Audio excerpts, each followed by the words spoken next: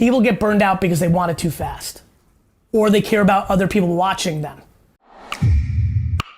What advice could you give for a recovering adult who was always told they were special as a child, but now realize that overall they're really just normal or average? By being pumped as fuck about being a human being.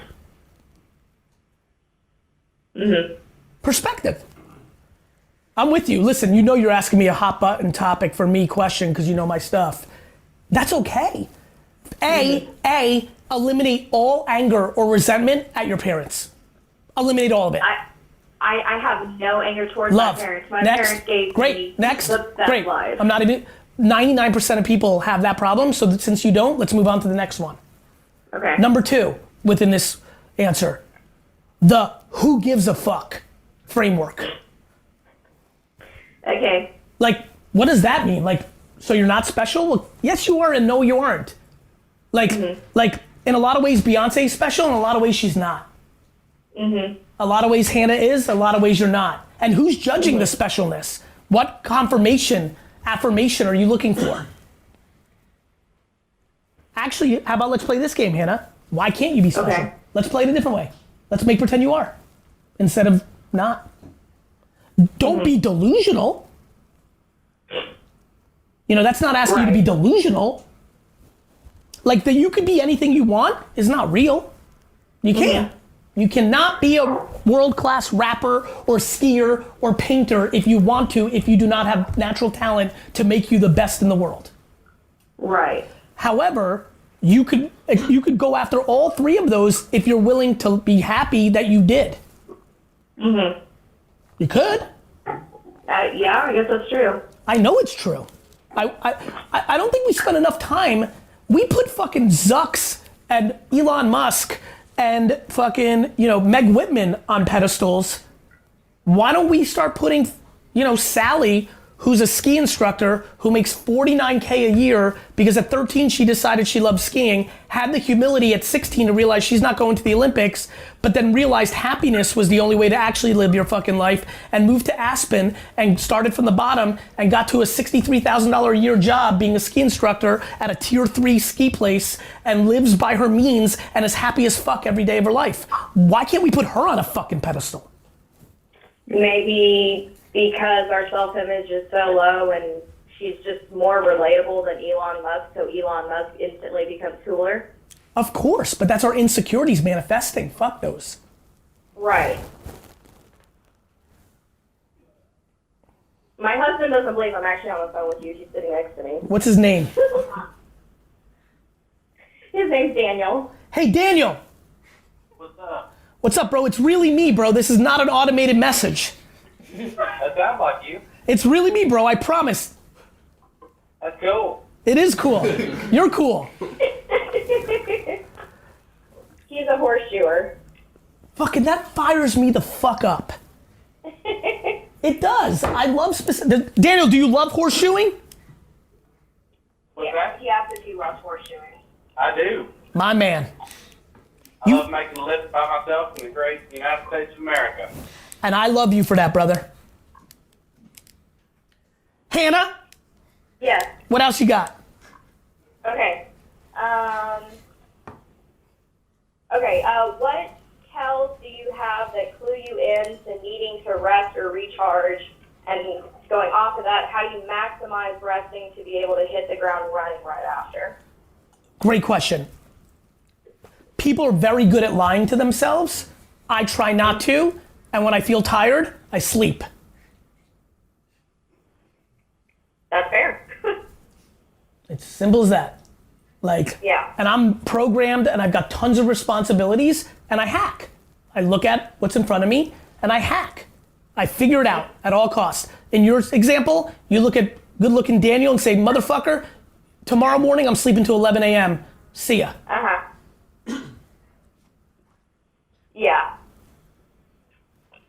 So what about maybe not like physical rest, what about like mental rest? Like bouncing back from like an Adversity? extreme Yeah. I think this is about gratitude. This is why I push it so hard.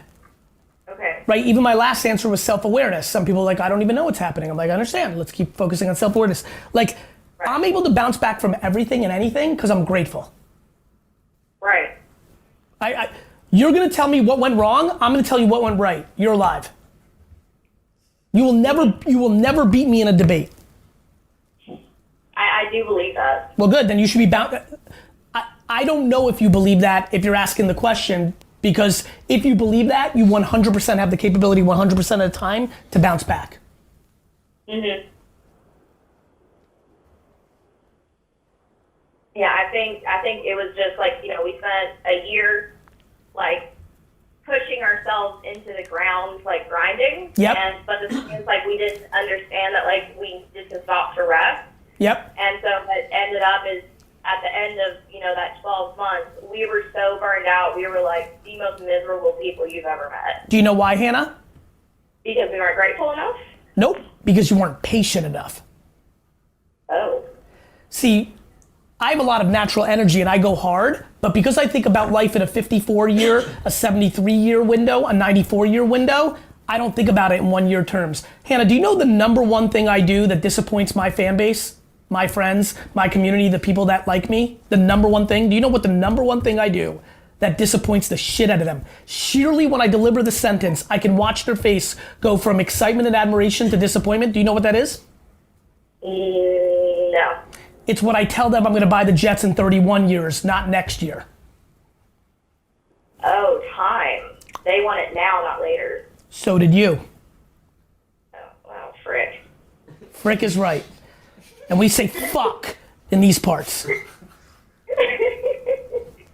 The reason you got there was because you actually did.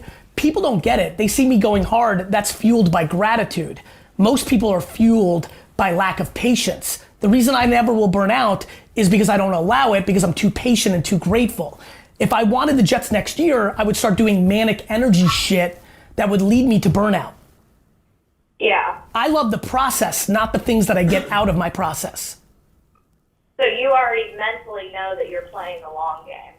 I'm actually not even that interested in buying the Jets. I'm interested in the game of trying to buy the Jets, which allows me to never actually burn out or not have resentment or pain when I'm 89 and it becomes wildly aware to me that I can't buy the Jets. Mm-hmm. I'm not in it for the $1 million. I'm not in it for the Jets.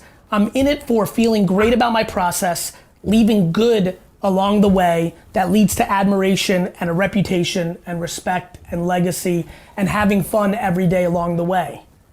If I wasn't gonna do that, if I didn't care about that, I would never go to a sports card show for an entire week in the last week of July, because that's not gonna be ROI positive. Through the years, over the last decade, so many people judge me for my behaviors. They're like, that's not gonna help him get the Jets. That's not gonna help him get the Jets. That's not gonna help him get the Jets, because they're not listening to me. Just because I have a professional business goal doesn't mean that I'm anxious or disappointed if it doesn't happen. I love the game. People get burned out because they want it too fast, or they care about other people watching them. I'd be burned out every day if I took in the judgment of the outside audience. Yesterday, 90% of the advertising industry was making fun of me on Twitter because they made a subjective call on our 3 Super Bowl commercials.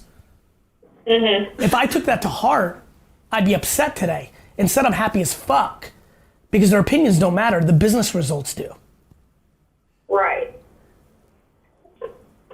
Oh, heck.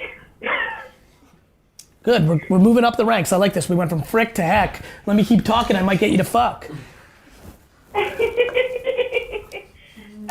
can I ask you another question? I have to go because my admins are staring at me in an evil way, but I love you and I hope you rewatch this and really understand what we're talking about. Okay, no, I absolutely will, and I really, really appreciate your time, sir. Thank you, Hannah. Have a great day and tell Daniel I love him. Give him a big kiss in the mouth for me. I can do that. I love it. Take care, Hannah. Bye-bye. That's the Ask GaryVee show. We're fucking back.